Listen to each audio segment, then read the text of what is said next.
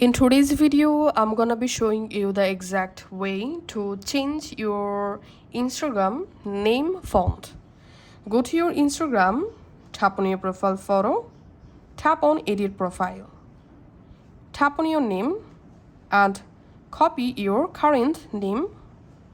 Once you copied, now open a browser on your mobile phone and search for font style generator. And here, open this website. For example, you can use any website from this list.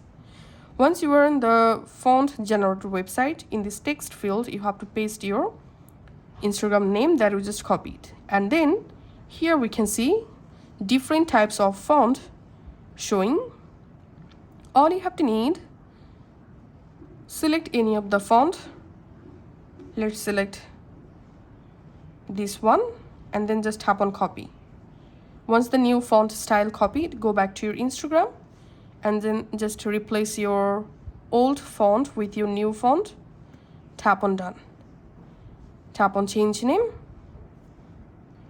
And we can see you can change your name twice within 14 days. So I've already changed my Instagram name. So right now I can't do it. But if you follow these steps, you will be able to easily change your Instagram name font style.